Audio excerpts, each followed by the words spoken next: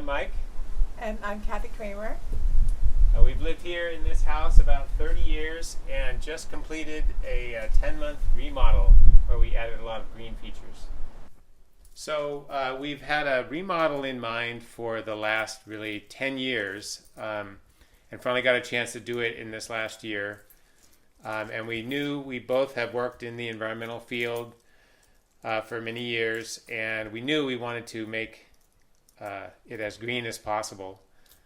So we incorporated that into the design. So we've had this remodel in mind for quite a while, and we knew that we wanted to get solar panels.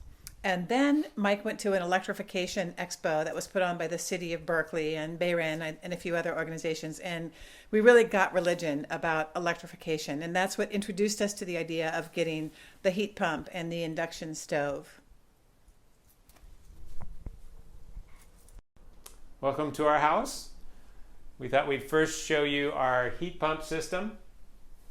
So this is the air intake for the heat pump. Before, we just had a gravity heater in the floor, and now we have heating and cooling in every room. It's a ducted system, so every room has a little vent like that for heating or cooling. And one of the great things about the heat pump is that we basically got free air conditioning with it. We would never have bought air conditioning before, but because heat pumps work both ways, both heating and cooling homes, we basically got the air conditioning for free.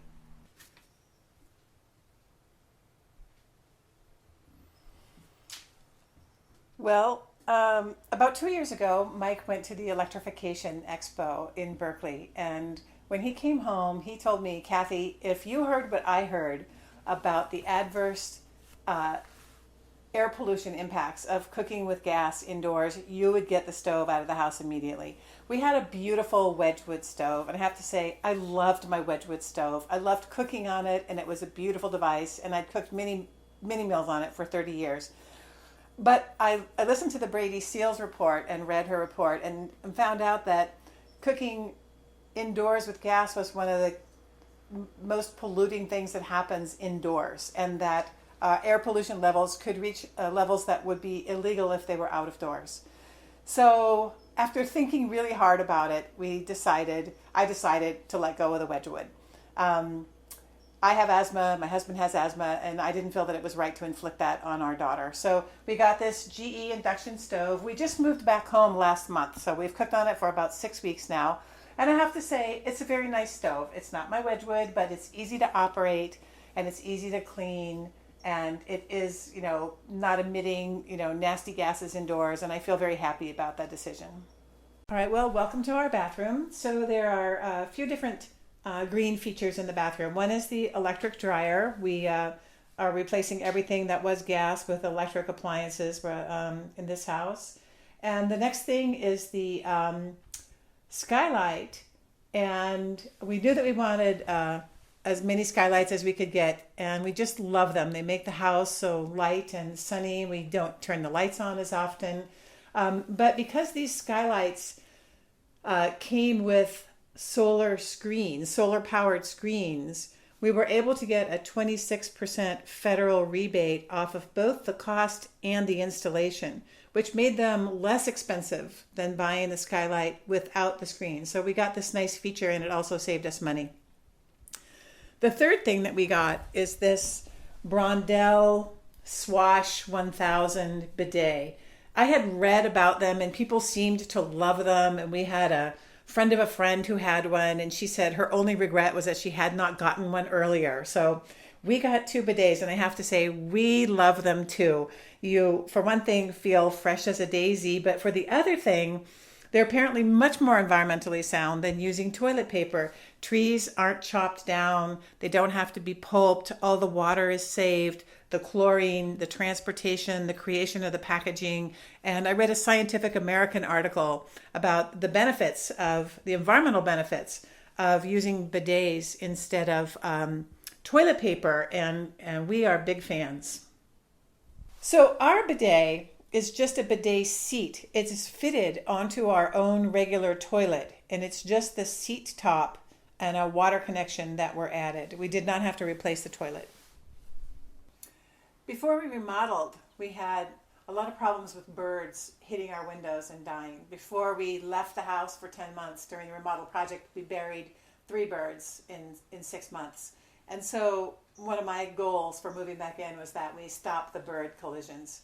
And one of the things we did was get kaleidoscope screening. So this large picture window has an exterior screen that adheres to it. We put it up while the scaffolding is on because we're actually up on a second story here. And what happens is birds see glare, they see reflection in the glass, they think they can fly through it, which is why they hit windows. But the glare is stopped because of the kaleidoscope screen. Also, to protect against bird collisions, the other windows in the house are all double hung.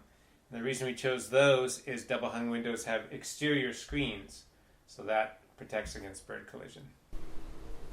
So another thing that we did to protect the birds and moths is to put in dark skies at night certified lights. So these we got through, I think, Home Depot. And the dark skies at night mean that the lights shine down. They don't shine up. So these cans keep the light just coming down here where you want it. And another thing that we did is we got these motion sensor lights are only on motion sensor at night. They don't stay on all night long. So this protects migrating birds that get confused or by the lights of our cities, and also protects moths if you don't have so much light on at night. So one of the other choices we made with the house is we used a very light roof shingle. So more sunlight is reflected, the sun is heating the house less, and so we have less work to cool the house. One component of the house we knew we would do is a solar panel array, and we chose a large system, 23 panels, with the intention of one day having 2 electric cars to charge. Currently we have one, and it's not being driven much given COVID. So currently we're producing about 3 times the energy that we're consuming, and the rest is going back to the grid. So we decided to purchase our system instead of leasing it. We put on 23 panels. It's 8 kilowatts. It's producing much more energy than we are using, and we wanted to do that. We wanted to make sure that we were generating more than we used. We used Sunwork, which is a nonprofit that only installs on homes with low energy bills. And they use trained volunteers to install the system, and which saves on labor costs. And they also don't mark up their materials cost, and they pass those savings on to the homeowner. So we felt that our large system was really very economical, and it should be paid off in 13 years or less. And at that point, we should be saving about $1,000 a year from then on out.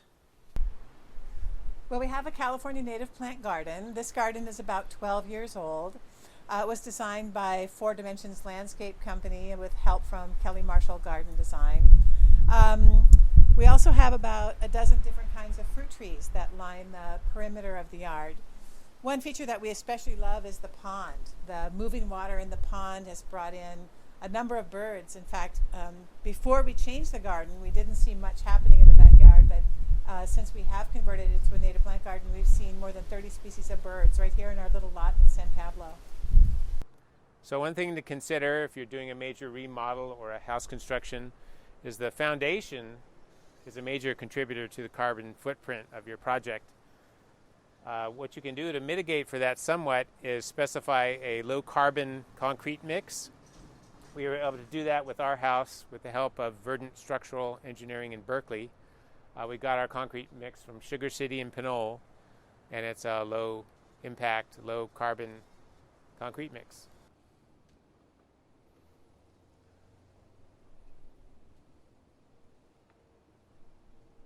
Well, thank you for joining us on our green home tour. So in summary, I think we wanted to say that we hope that touring our house with us helps you with your own project. Our contact information is on the website, on the site page, and you're welcome to email us with any questions you have. We're happy to answer them, and we hope that this helps you on your own path to getting a greener home.